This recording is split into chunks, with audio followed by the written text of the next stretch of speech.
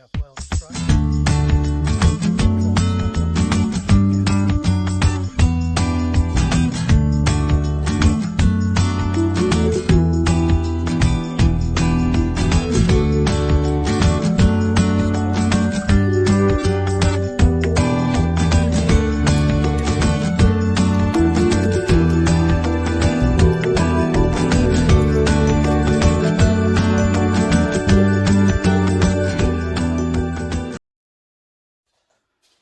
Oh, g'day there, how you going? Today I thought we'd do something a bit different and we'll have a go at making some bread and maybe a pizza base, and we'll cook it in the outdoor cooker that I've previously made and been doing a few adaptations to. So let's see what we need for this exercise. We're obviously going to need some flour, some salt, a little bit of oil, some sugar. Now this is the mix that I like to use. Had quite a bit of success with that, and just a couple of bowls. All right, let's get started.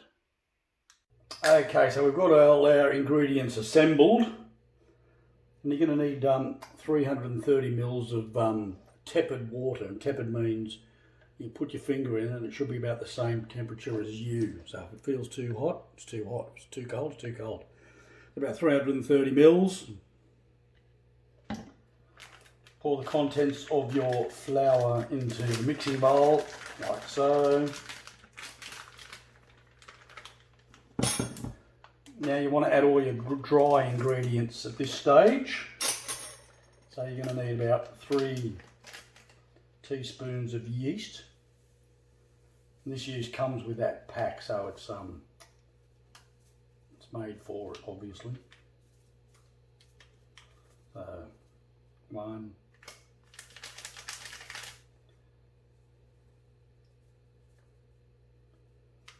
2, 3. Now each one of these packs is 600 grams, so I think that's about a pound, something like that. So you just want a pinch of normal salt, a teaspoon of sugar. I just use these sachets, just as easy. Now give that a mix.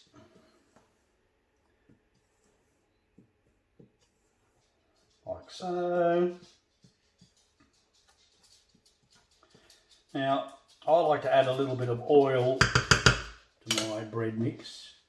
Just makes it a bit more elastic, and I'm going to keep some of this aside and make a pizza base out of some of it, and I'll cook that in the outdoor cooker as well. So just about 5 tablespoons, doesn't have to be exact.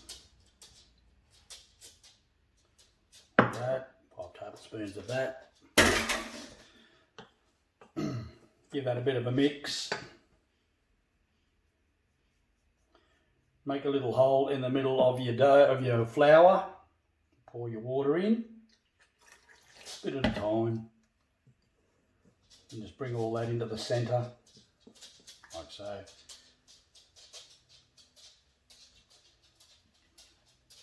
little bit more water.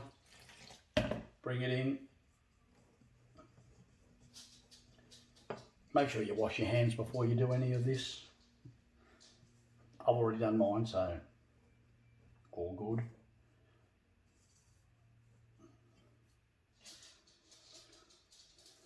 Now sometimes you might even need a bit more water. It depends how loose you want to make your mix. So you get the feel for it after a while. This isn't my first rodeo. And just tip the last bit in. Just combine that all up, like so.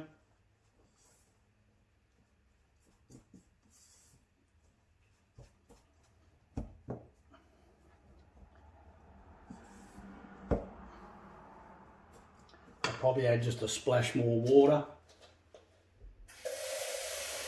Have some over here.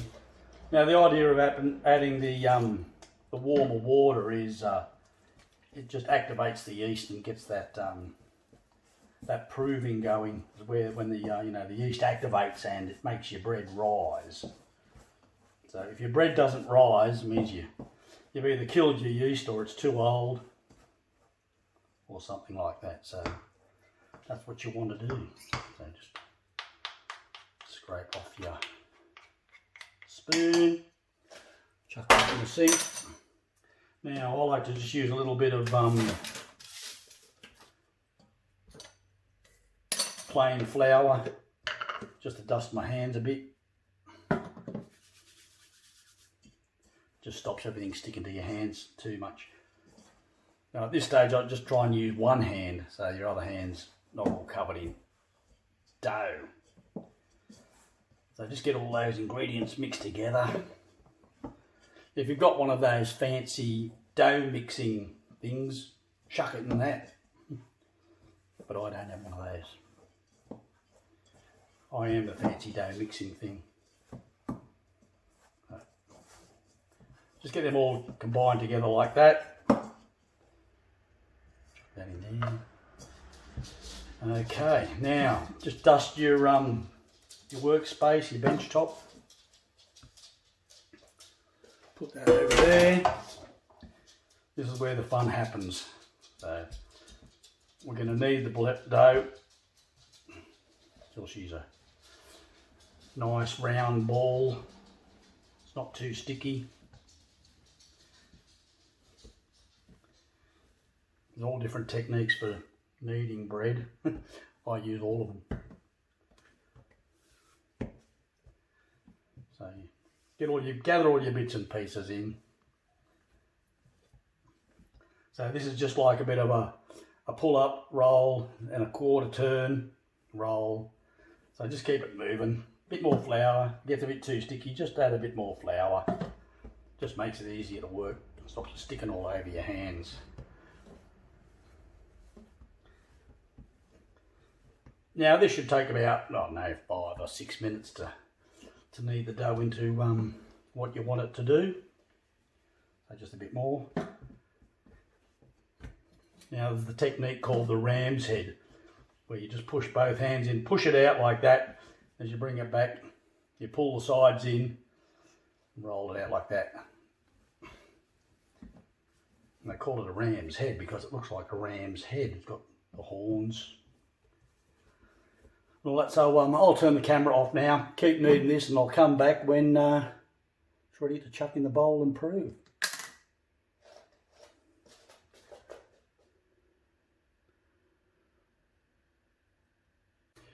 Okay, so we finished kneading it the first time. It should be a nice, smooth ball. A little bit shiny if you take a look at it closely.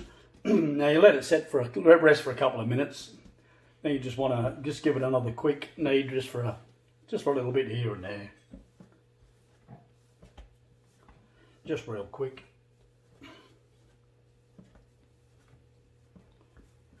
Put a bit of muscle into it. Okay, so then just turn your ball in like that so you've got a nice, smooth, round, consistent ball like that. Now what I do now is I get a bit of spray oil.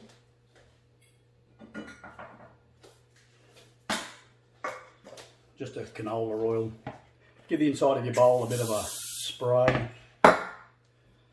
Place your dough in the centre like that. Now what I do now is I get a bit of cling film.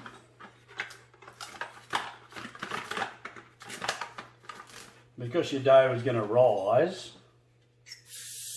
spray that side of it, cut it off, turn it over so that the oily side's on the inside so that your dough won't stick to the cling film when it rises. Alright. Then go find yourself a nice warm spot out in the sun somewhere. Throw a tea towel over it as well. I like to put it out in the yard somewhere where the bugs won't get it. And 45 minutes, we'll see how it's risen. Right, it's been about 45 minutes or so since we put the bread in the bowl. Let's have a look. Oh yes, she's doubled. That's worked. Okay, let's take it back into the food preparation area. Some people call it the kitchen. And we'll go to the next phase. Righto, here we go. So just make sure your hands are nice and clean for this phase of the operation. And peel off the cling film. See how it doesn't stick because of that oil we sprayed on earlier? Perfecto. Just sprinkle a little bit of flour on your bench. There you go. Tip out your dough. Look at that, not a skerrick stuck to it. Perfect. Alright, all we want to do at this stage is just knock the air out of it a little bit. Don't go silly. Fold her in. Just like that. Make it all nice. Now I'm going to cut a little bit off of this because I was going to make a pizza sort of scenario with some of it. But now I'm just going to do some flatbread later on. So I'll just take a couple of bits off like that. That'll make a couple of flatbreads for us later. Okay. Warm her up. Make her into some sort of a loafy looking shape. Spray your baking tin. There we go. Sit him inside, like that. Perfect. Put a couple of little slits in him so he can expand. Like so. And there you have it, ready for baking. So we'll go and light the fire now, get that going while that does its thing. Well, I thought we'd try something a little different to light the outdoor cooker. We'll use our Bear Grylls flint or whatever they call it. Come on, Bear, you can do it.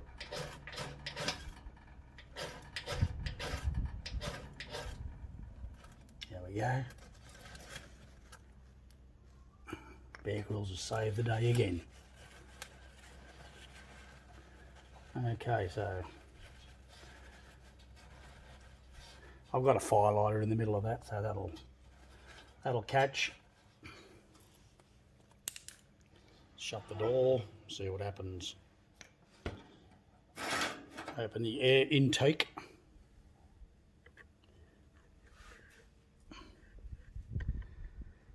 There we go.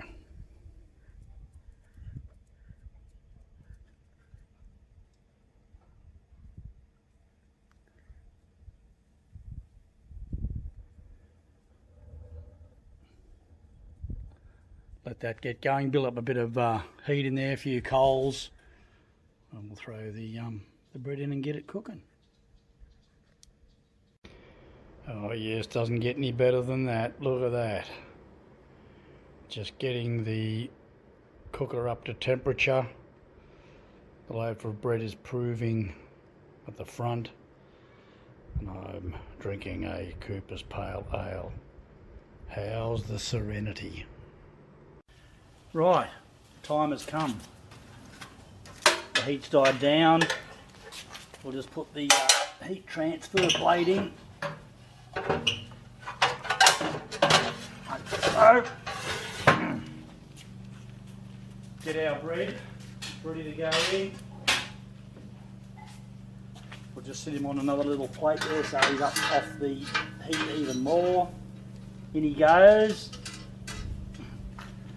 We'll shut the door. We're at about 230 degrees Celsius at the moment. That's hot enough. So we'll give him half an hour and we'll see how he's looking. Okay. Right, it's been about half an hour since the bread was put in. Time to have a look, see how she's going. Oh yeah, I'd say that's a success. Put it over there. Very good. So it looks like our bread making was successful. Thanks for watching. See you next time. Only one thing left to do, and that's cut it. Let's go.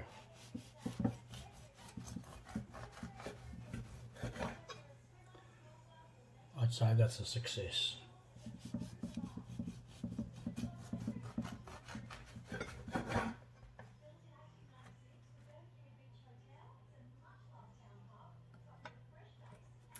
I like the crust. Perfect.